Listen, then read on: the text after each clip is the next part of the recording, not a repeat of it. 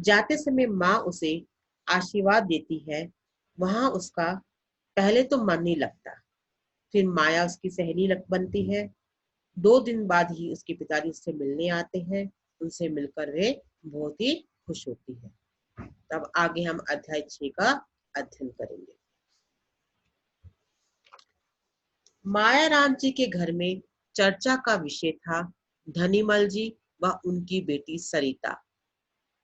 अमित की माँ के मुंह से तो हमेशा धनीमल जी की प्रशंसा सुनाई देती, परंतु अमित को इन सब बातों में कोई रुचि नहीं थी।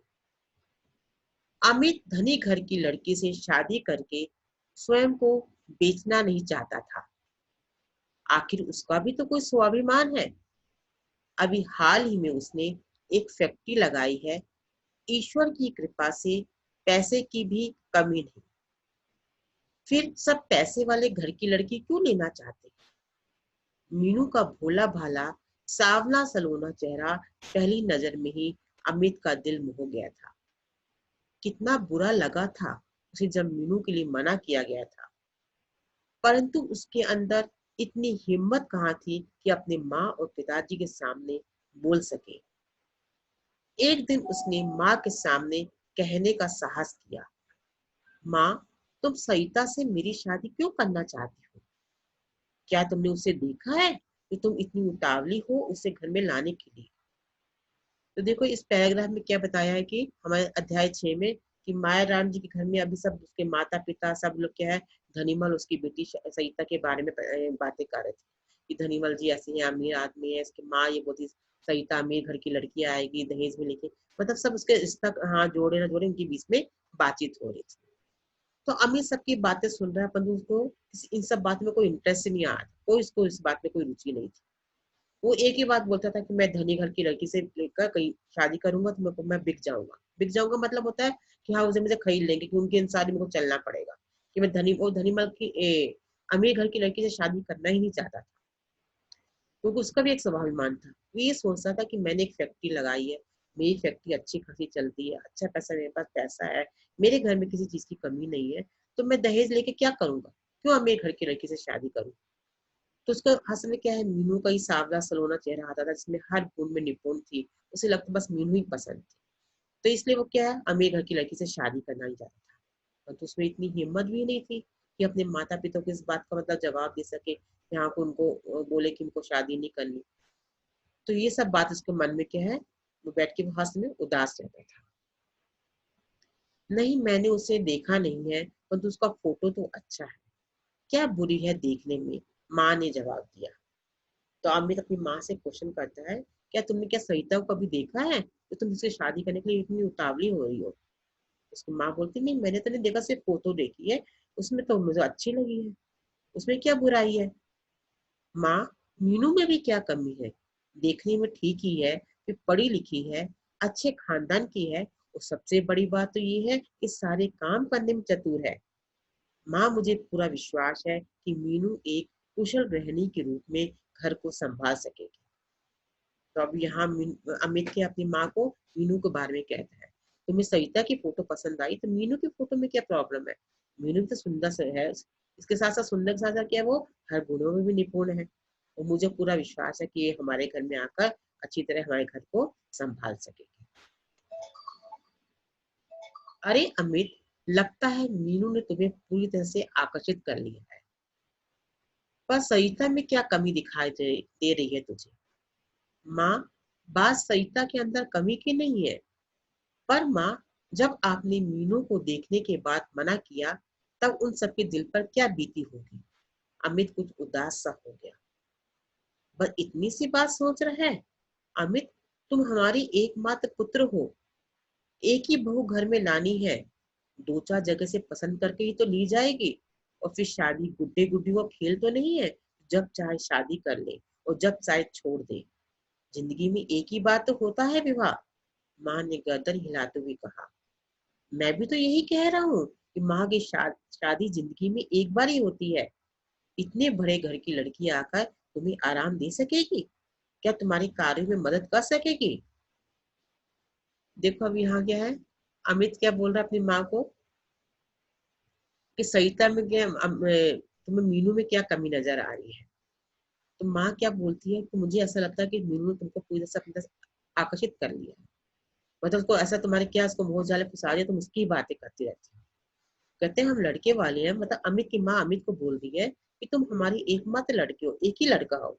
हम 10 जगह यहाँ वहां देख ही जो मुझे मेरे मन को अच्छा लगेगा तभी मैं तुम्हारा रिश्ता करूंगी, शादी तो एक ही बार करनी है ना, तो अच्छी तरह देख परख के करूंगी। तो अमित कहता है यही बात तो मैं ही कह रहा हूँ, कि तुम शादी मुझे एक ही बार करनी है, तुम क्या बड़े घर की लड़की ले आओगे, क्या वो तुम्हारे काम में मदद करेगी, हमारे घर में अच्छी तरह निभा पाएगी।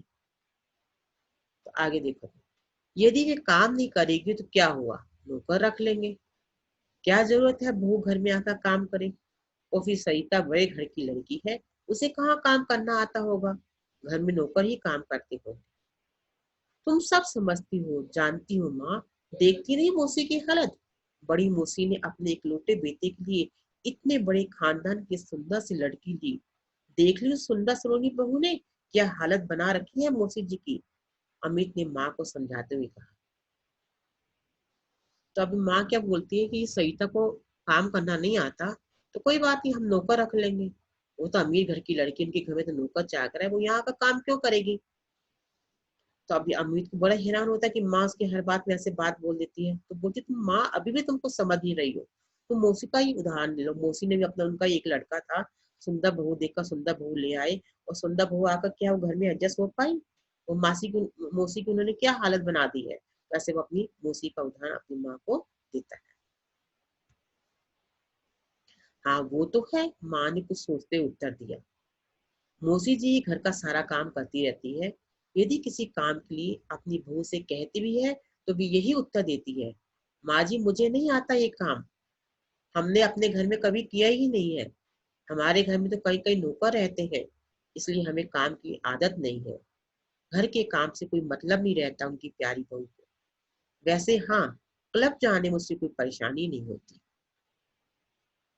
अरे माँ को नहीं, एक बार उसकी माँ में भी ये प्रश्न उठता है कि जो अमित कह रहा है ये एक बात सही है कि घर का सारा मौसी तो का काम करती रहती है।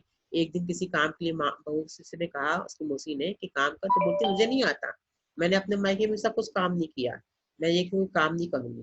और तो जब घूमना फिरना क्लब जाना हो तो वो बहू सब जाने को तैयार रहती है, और घर के काम करने में उसने हेल्प नहीं कर। अब तो वे एक बच्चे की माँ भी बन गई है, और उसे तो अपना क्लब ही प्यारा है। बच्चे को भी मौसी के ऊपर छोड़कर चली जाती है। माँ, एक दिन मौसी जी के घर गया था, मौसी जी को तेज बुखार था, परंतु उस बुखार में ही वे घर का सारा काम कर रही थी, और साथ ही उस छोटे बच्चे को भी संभाल रखा था।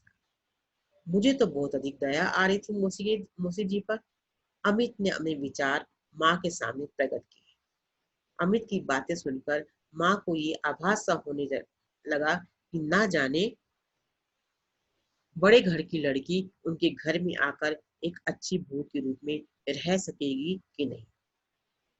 अब जब अमित ने अपनी माँ को क्या है मौसी को ध्यान दिया कि मैं एक दिन गया था, मौसी बहुत बुखार चला था, तो बुखार की हालत में क्या है मौसी काम कर रही है, और बहू क्या है ऐसी बैठी है।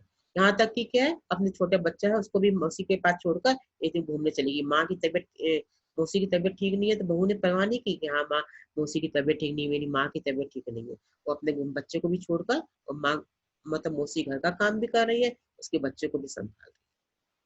फिर अब अमित की माँ को भी आया कि जो अमित कह रहा है उसमें कुछ ना कुछ तो बात सच्चाई है, कि वो मतलब बड़े घर की लड़की आकर ये अच्छी बहू में रह सकेगी कि नहीं सकेगी। एक बार ये प्रश्न क्या है अमित की माँ के दिमाग में भी आता है। अभी उन दोनों की बातों का सिलसिला चल ही रहा था कि इतने बाहर एक कार आकर धनी मल जी के उस कार से उतरकर घर के अंदर प्रवेश किया। उनके पीछे उनकी फल की पेटी लिए आ रहा था। घर में अमित के पिताजी नहीं थे, इसलिए अमित ने ही उनका कुशल क्षेम पूछकर उन्हें सम्मान के साथ बिठाया। तो अभी आगे क्या होता है, माँ बेटे अभी अमित और अमित की माँ के बीच बातचीत हो ही रही होती है। इतने में कार क्या है उनके घर के अंदर एक आती है। उस कार में कौन होते हैं, धनीमल जी। अभी धनीमल जी तो उनके घर में आए, साथ में एक बड़ी फल की पेटी उनके घर में ले आए। तो अभी क्या है जैसे धनीमल जी आते हैं उस समय अमित के पिताजी घर में नहीं होते। अभी कोई उसके पिताजी न होने के कारण क्या उनकी आवभगत स्वागत किसने किया, अमित ने किया। एक मतलब औपचारिकता निभाते उनको क्या ड्राइंग रूम में आकर बिठाया, उनका हालचाल पूछा, मतलब उनकी अनुपस्थिति में उसको मतलब उसका कर्तव्य था कि पिताजी की अनुपस्थिति में मैंने मेहमान का स्वागत करना है। धनीवाल जी के साथ आई फल की बेटी अमित को एक आंख भी नहीं भरा रही थी। वे समझता था कि वे इतने पैसे का जादू डालकर सबको मोह लेना चाहता है। अभी यहाँ अमित धनीमल जी से बैठे बात तो कर रहा है, वो तो उसका बार बार ध्यान अमित के साथ पिता धनीमल के साथ जो लाई फल की पेटी की तरफ जा रहा था कि धन की पेटी क्यों लाए। उसको यही लग रहा था कि हमें ये अपने पैसे का जादू दिखा रहे हैं, हमें लालच में फंसाई जा रही है। ये बात अमित को एक आंख भी नहीं अच्छी, एक आंख भी नहीं अच्छा लग रहा। बहाना मतलब होता है मुहावरा है कि बिल्कुल अच्छा न लगे। जब अभी रिश्ता पक्का ही हुआ नहीं तो फल किस बात के। अमित से रहा नहीं गया, उसने धनीमल से पूछ ही लिया कि फल क्यों लाए हैं आप, इस सब की क्या जरूरत थी। थोड़ी देर तो मतलब अभी अमित सोचता रहा, आखिर से धनीमल जी से पूछ लिया फल की टोकरी क्यों लाए हो। धनीमल जी क्या बोले, बेटे कश्मीर से 4 पेटी सेब मंगाए थे, मैंने सोचा एक पेटी अमित बेटे घर भी ले चले, खाकर देखो बेटे बहुत मीठे सेब हैं। उनकी ये बात सुनकर अमित को क्रोध सा आ गया। इससे पहले कि वे कुछ जवाब देता, पिताजी ने कमरे में प्रवेश किया। पिताजी के आते ही अमित उठकर बाहर चला गया और माँ के पास आकर बैठ गया। तो अब यहाँ क्या हुआ, जब अमित के धनीमल जी ने अमित को क्या कहा कि ये बेटी मैंने कश्मीर से सेब मंगाए हैं, बहुत मीठे सेब हैं, तो मैंने कहा चल अमित के घर में भी दिया।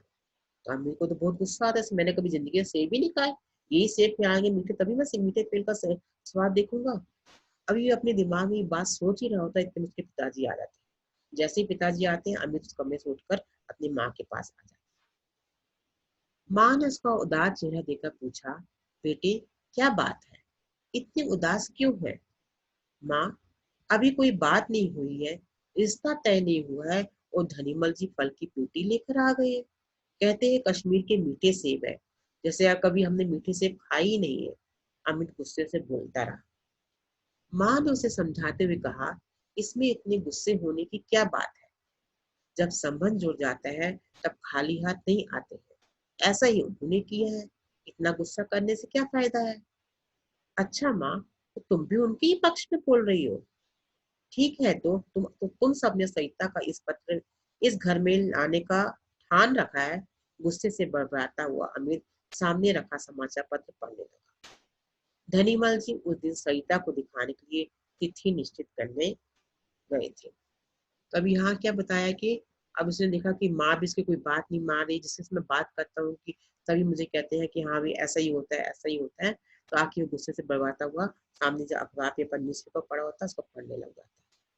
तो वास्तव में क्या है, धनीमल जी उनके घर में क्या उस दिन फल की पेटी क्यों लाए थे, वे आखिर में वो रिश्ता पक्का करना आए थे। मतलब पहले जब आए थे सिर्फ बातचीत करने लड़की दिखाने आए थे, आज क्या तिथि तिथि निश्चित करने आए, मतलब डेट फिक्स करने आए थे कि हमें कब रिश्ता कब सगाई करनी क्या करना है, इसलिए वो फल की पेटी लेकर आए। तो अब हमारा ये अध्याय यही खत्म